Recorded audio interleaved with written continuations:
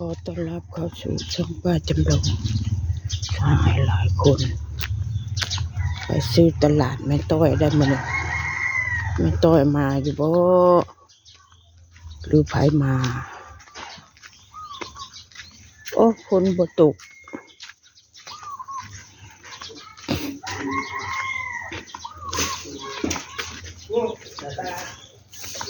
เนี่ยอาหารหมาจะมีกุ้งอาหารหมาตอนนั้นไม่ติดเชื้อมันเทียบกันได้เลยสภาพร่างกายมันจะสุดส้มเลยด้วยกันนะพี่นาเกี่ยวกับพี่นา สวัสดีครับสวัสดีครับสวัสดีครับโอ้ พี่นาจะเก็บศูนย์แล้วมันเหลือน้อยแล้วเหลือน้อยอายุมันเหลือน้อย อายุเหลือมาก อายุเหลือน้อย เขามาซื้อไปเบิดแล้วบ่ มันมีคนซื้อกันแล้วเด้ป้าลองป้าจำลอง เอาเข้าไปศิลบุตร ก็ไปนัดกุกตูม โอ้ยเลยจ้ะ ก็ไปนัดกุกตูมเด้อป้าจำลอง สิ ครับไปลงรอบนี้ป้าจำลองเหมา ขี้ค้านไปหมดนี่ ก็เป็นนักกุกตูมนะคะ ที่เก้ามืดหลายก็เก้าเนาะ แม่น ป้าจำลอง มันจะซื้อ เขาเลยแน่ ครับผม หมูกระดูกหมูเด้อก ระดูกหมูก็มีกระดูกหมาบ่มีเด้อ เรื่องหมาบ่มีแต่กระดูกหมู ใกล้บ่มีนะเอาเปลือกไว้ไปให้เท่านั่นกิน อ่ะ แล้วก็หลง นอดเขากุ้งมาแล้วชาวกุ้ โอง เคไส้แดงๆเนาะ ช่วยหลอดช่วยหลอด เอารวมโอเค ปลาอืม ช่วยเป็นเลย ของบุคคลของเราที่กุ้งลุงเอาบุคคลมัน เอาน้อย มันขนาดนั้นคนขายหลาย มันมีนัด มีนักกุกตูมเด้อลูกจ่ายน้อยลงบ่อยไง 30 เอาครบบ่ได้มันขายบ่หมด ไข่ของเจ้า มันเตะกระดูกคางหักเนาะฝนหวานจะป้องเก็บจักเทื่อละฝนปีนี้ เก็บโอ้หลายเธอแล้วค่ะเขาเก็บอันนั้นมันเนาะยังไม่หลับ นี่เงินห ได้ ลาย เท่าละ4 ขีด 5 ขีดเอาลงไปขายอยู่หัว จ่านี่เงินหลายร้อยเลยเนาะ หลายร้อยอยู่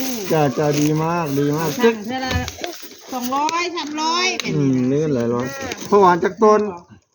นะ เพราะหวานจากต้น เขาหวาน ขอจ้อยใส่ถุงนะ 500พุ่นแล้วมาหาต้นน้อยต้นใหญ่ โอ้ ใส่ถุงของ ค เขา รับผมครับผมสาวคุณป้าจำลอง ต้นน้อยต้นใหญ่ สาว ถ้ามันไม่ได้หูดเบิ่งมันเดมันธรรมศาสตร์ บ่ หูดเบิ่งมันห้าม ย้อนมันตายหูดไป มันอายุสั้น มันบ่ได้หายใจได้เนาะ คนแห้ง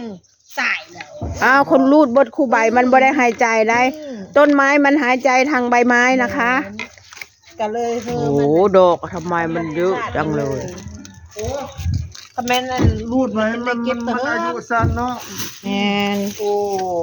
เป็นอย่างนั้นเปิดเป็นเนาะคนข่มขืนบ่ว่าข่มขืนมันนะ เออ ห่างผักมันเลยเด้อ ข่มขืนผักหวานมันอายุสั้นเท่าคนว่า เหมือนน่ะละ ข่มขืนมัน อยู่บ้านนั่นอยู่บ้านเล่าน่ะเล่าประวอนน่ะท่านมือน่ะชุ่มที่นั่นน่ะตายไปแล้ว ซุ่มข่มขืนนะเนาะ เออสุราว่าข่มขืนมันละ ถ้า ตาย ข่ม แล้ ขื วน คนข่มขืนที่น้อยก็ติดคุก อันสมมุติว่า มันเข้าบ่หลบเป็นด่านเข้ามันก็ติดขาดติดคุกฉันบ่บอกสมรักไปนอนอยู่ในคุกพุ่นได้ดีนะ แม่นบ่ได้ออกมาแล้ว ออกมาแล้วบ่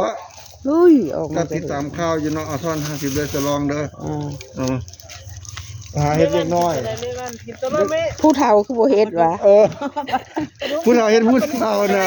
มันม้วน ผู้เฒ่าคือบ่เฮ็ดผู้เฒ่ามัน ผู้เฒ่า บ่ ไป ได้ เฮ็ เฮ็ ด ด เล็กน้อยมันผิดมันติดคุก เอ้ยตลกนะ ผู้เฒ่าถ้าไม่เฮ็ดผู้เฒ่ามันม้วน มันได้แห้ง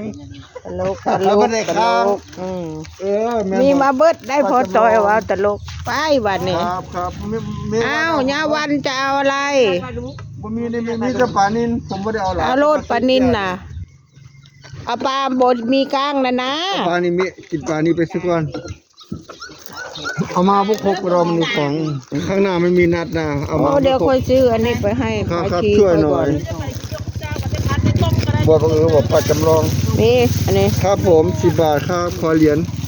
ดอกเก่า เรียนพุ่นเลอะหรือว่าบ่มีคนเรียน บ่เหรียญผมมีเอาใบมาผมสิทอดให้ 2 จะไปพื้นหาเหรียญ สองต้มแล้วได้อันเหนียว ท่อน40 เป็น คือก็ ฮั ผ ด มท ก็ อน ได้นี่ ผลสุดท้ายเจ้าก็ได้2ใบป้าจำลองครับอยู่ดีมีแฮงอยู่แดงมีฮี จ้า บ่มื้อนี้ได้เอาเหล้าอยู่บ่ เอาแม่เจ้า อืม ครับ เพื่อสลดเพื่ออิตาลีเมื่อละบ่ ไปละตะรีบ ไม่ได้ต้มเลย บ่ บ่ทัน บ่เห็นตนบ่มาเลย เอ้ยไม่ มาอ ค ยู่ วา หั ม นไปแล้วเมื่อแล้วเอามาจะดึกถูก นกเชื่อ เดาเมียเราเลยเหรอมั้งจ้า โอ้ยบ้าบ่กันตื่นแล้ว เดายังมื้อเช้า ตื่นแล้วเนาะแม่ต้อย เดี๋ยวพี่บ้านนี่แหละ ว่าพี่บ้าฉัน โอ้ย เราว่าตลกก็ย่าดอกอายุเรายืน เนาะอายุ ไอ้ ยืน ลูกไม่เรา อื สามารถ ม คนเฮาน่ะมีอย่าง3อย่างกินขี้ซีนอน อืม 4อย่างกินขี้ซีนอน อ้าว ก็เลยนี้ เอามาเพ่นท่านๆนี่อ่ะ ที่เลยเว้นบ่แม่วันครับผมได้อยู่ครับ20 บาทเมื่อกี้จะจ่ายตัวนั้นแล้ว เต็มถุงสาบาท จ้าก็จำลอง เต็มถุงอันเนี้ย ครับผมจะเบียกกำลังเอาเมวัน มื้ออื่นละมาเฮา อาจจะถุงเมเสีย อันปลาดุกน่ะ มาดูอาจจะโตสั่งได้5ตัวร้อยเอาตัวนี้ คนกำลังมาซื้อ 5ตัวนั่นเองเนาะ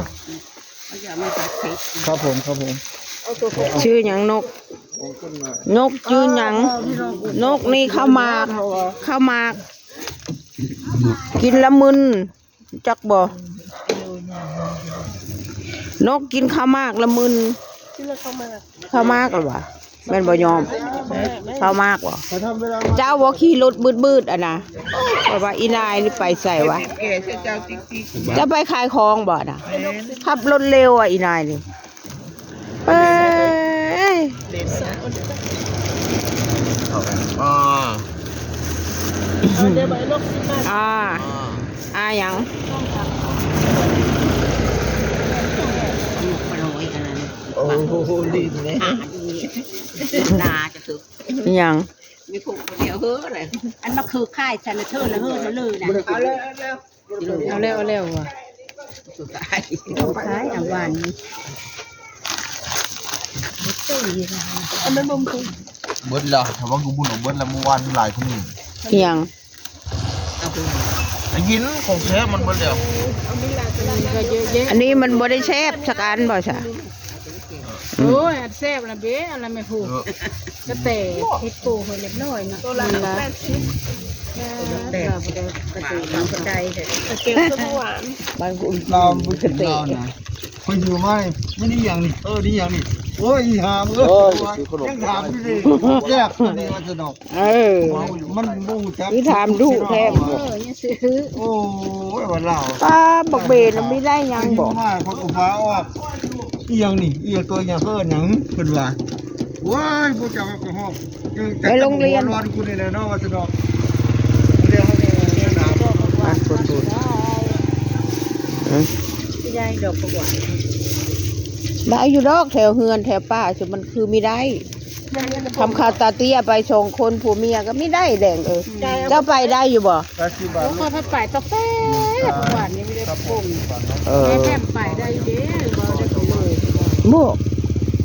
ต้องเขาหูจักต้นมันเนาะเอาจะไปขึ้นต้นนั้นไม่ได้เลยอาซาเดี๋ยวนี้ไม่ได้คอย ต้นไม้ไม่ได้แล้วเนาะ เอ้ยตกลงมาหั่นบ่ได้คุณค่านะ กินกระเพาะ น้อยราคาว่าอู้ไปหาผักหวานตกกกผักหวานหัวไปม่องใส่ก้อนหิน ผ้าตัวเนาะเยอะวันเนาะเดี๋ยวอยู่เด้อผัดซีอิ๊วได้นะ20 บาทแม่หมู อืม ผัดซีอิ๊วผัดไทยผัดย่อบ่มี วะ ผัดลาวก็บ่มี ฮะ ลาวเมื่อวานหมดแล้ว บ่ ในลาวกับมืออันคือลาว อันไหนลาวจะมีไปเที่ยวลาวบ่พี่ผม เขาไปแล้วบอก ยังจะไปแล้วประเทศลาวจะมันพูดอะไรมันยันนั้นขนาด มีเจริญยางคนปวดขาจะว่าคนไปเอาบุญถาดกินเขาไปยางฟังนะ มันไปอันมองอันนี่สิเป็น40 บาท ครับที่เราเคยไปแล้วปากเซ่นะยางปวดขาจนว่าอยู่ตายจะซื้อ ไม่ มา ได้ไปท่านได้ไปก็คือได้ฟังลาว ไปทีนึงนะ เขาคือไปเต็มอยู่ ที่ ค่ะ เรือคำไป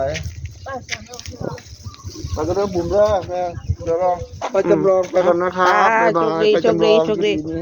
ไปไปจำลอง ไปขายอยู่นัดพุ่นล่ะ กินเสียบนอนหลับอยากจะ โอเคขอจบคลิปแค่นี้นะคะ ขอบคุณค่ะ